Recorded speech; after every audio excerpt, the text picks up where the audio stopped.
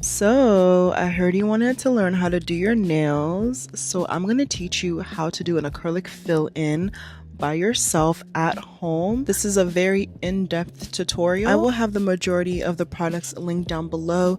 If you don't want to get it on Amazon, you can get these products at your local nail supply store. Okay, let's get started. So look at my setup. I have a towel placed underneath to catch all the dust. The first step is to remove the polish, the gel polish, and the designs from your nails. So I'm going to be using a fine bit to do that. This bit can be very sharp, so we are not using this bit on our actual nail. We're just using it on the polish and the acrylic and the design. So this bit does not touch your nail. I repeat, that is how you see people getting like those rings of fire, is when that sharp bit touches your natural nail. The way I hold my drill, I use my pinky to stabilize always, and I hold my drill like I hold a pencil, and that is just the best way for me to have control.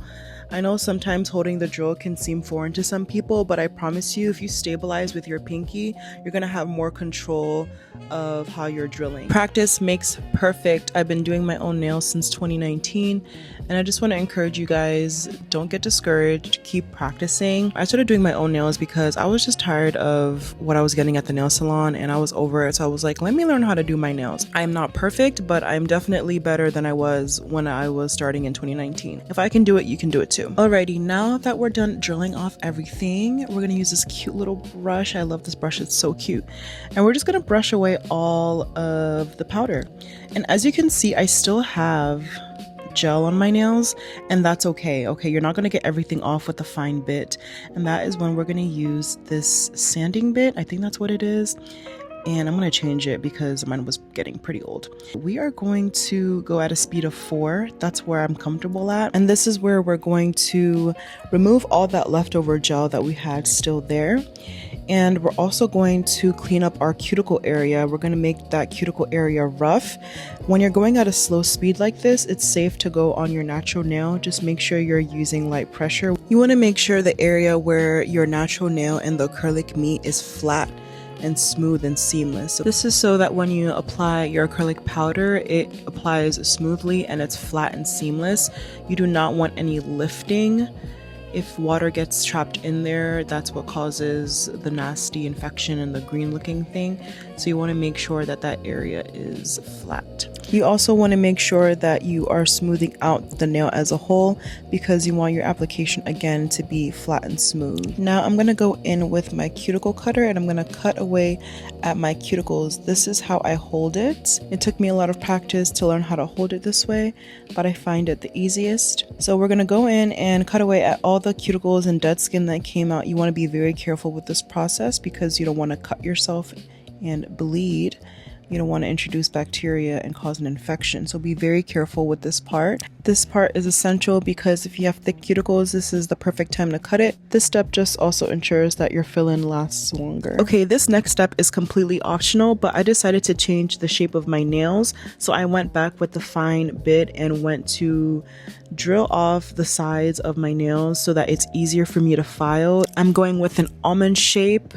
It's long enough now to do almond, so I'm excited. It's actually my favorite shape. I do this because if I went with my file, it would just take in so much longer, and it's not perfect. The idea is to just get as much as the powder off. And now I file my nails to the shape that I like. It's not perfect for now because we're gonna go again and file, but you see the difference from square to almond. Okay, so now both of your nails are prepped and ready for acrylic application. Dun dun dun dun. This is, I would say, one of the hardest parts. I would say the hardest part is the design, but that's because I have an unsteady hand.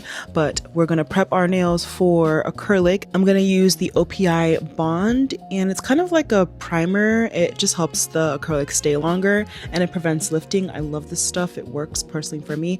And you don't want to use too much, just a little goes a long way. Now I'm gathering my supplies for this acrylic application. You're going to need a clean paper towel, a small glass bowl, and your monomer. I use the Kara Sky monomer. Make sure it's EMA and not MMA. We do not want no illegal substances.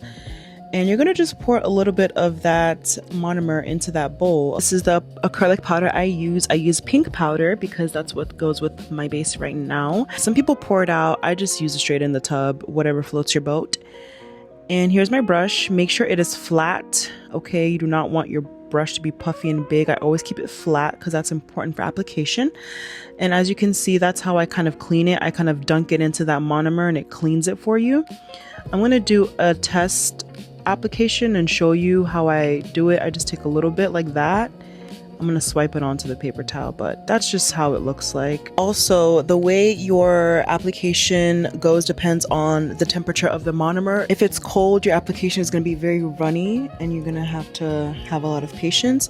But if it's warm or hot, you're going to have to work a little bit faster. It's going to harden quicker. So yeah, when you are doing a fill in, you only need a tiny bead. I place the bead into the cuticle, I pat it down to form the shape, and then whatever is left off, I just swipe down and I clean the excess on my paper towel. And when you're swiping down, you're using light pressure. You don't want to remove all the powder that you put. Sometimes on the side you're going to have some missing acrylic. I'm just going to take a tiny bead and fill it there. I'm just going to pat it and then swipe to make it all smooth. All right, I'm going to show you one more time how I do it. I don't use too much liquid. I swipe a lot of excess liquid off, pick up a tiny bead, wait for the powder to marry into the liquid, and I place it into the cuticle, form the cuticle, and with light pressure swipe down. I'm always pointing my finger down and letting gravity help with this application. You don't want to hold your finger up, always hold it pointing down. And now I'm filling in the sides with a little bead. You guys, I know it looks intimidating and hard, but I promise you with the right products and the right technique, you'll get this down. If you want to practice, you can buy a hand mannequin.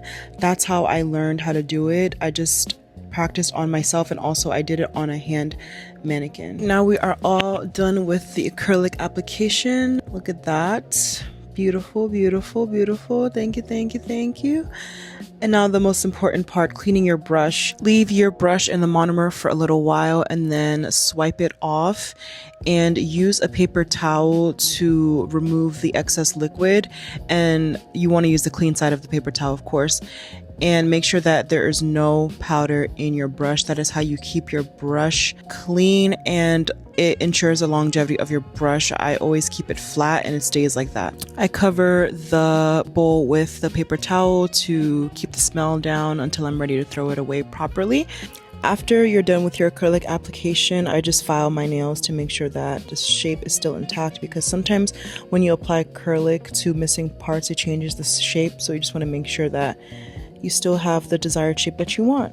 Now this is the most important part, and that is cuticle filing, cuticle drilling, whatever you want to call it. We are going to use that same fine bit at a speed of 4.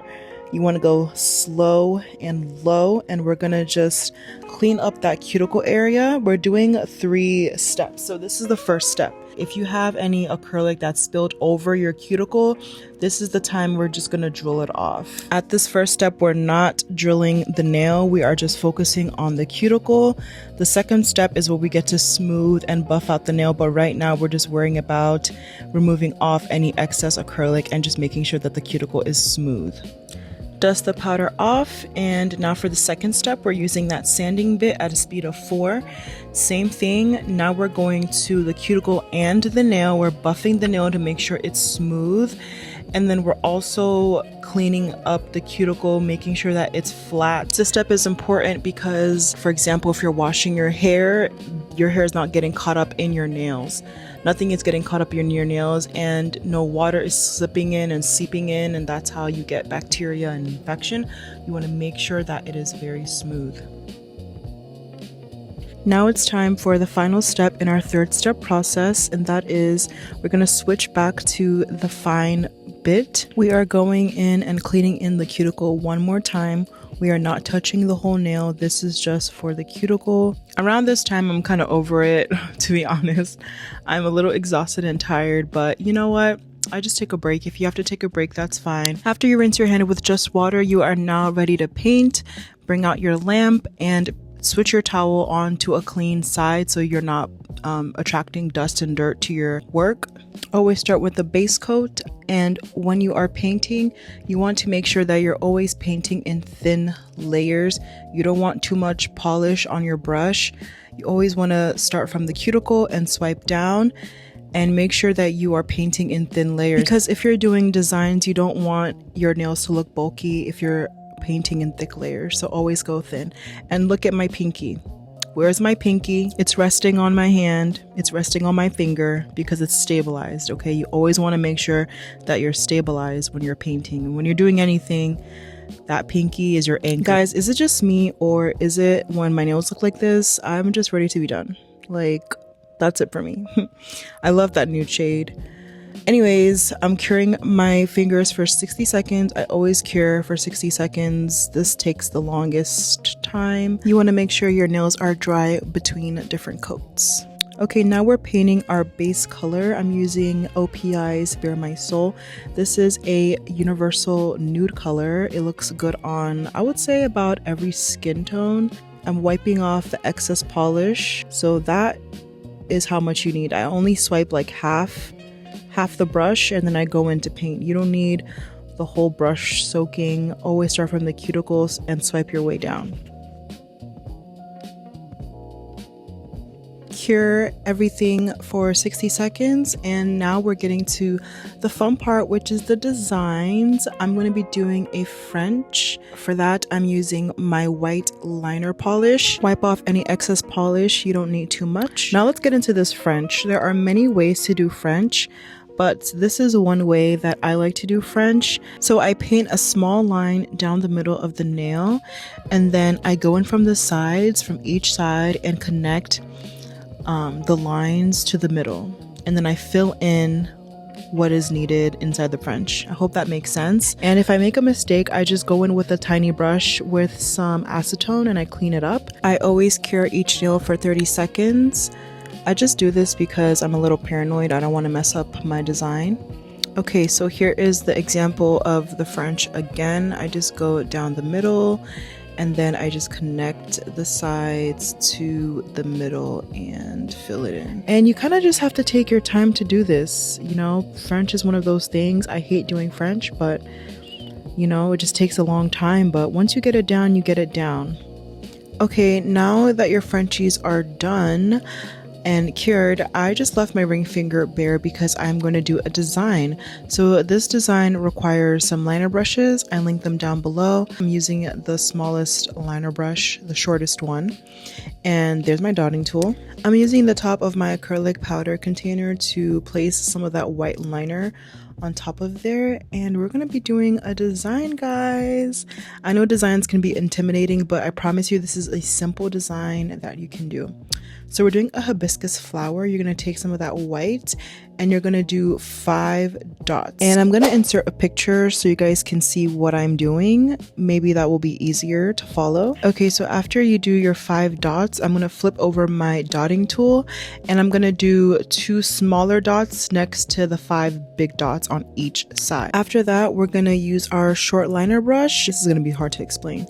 We're going to do 3 lines to the middle. From each dot, bring out 3 lines to the middle. When you're done drawing the lines, you're going to cure the design for about 60 seconds, and your design should look something like this. With a big dotting tool, we're going to add a dot in the center of the nail and cure that for about 30 seconds. You guys, I don't know if I recorded this part, but I basically drew a line out from the flower and added 3 dots down the sides, and I cured that. We have finally come to the end. If you made it this far, I'm so proud of you. We're going to seal everything with our top coat, and like I said, again, thin layers. Okay, I cure everything for 120 seconds, so I basically do 60 seconds twice to ensure that everything is locked in, and that is pretty much it. I did both hands, and it looks like you did it at a salon. You should be proud of yourself at this point because you saved yourself so much money. If you've made it this far, don't forget to comment and like the video, subscribe to the channel for more tutorials, and I will see you guys in my next video. Bye guys.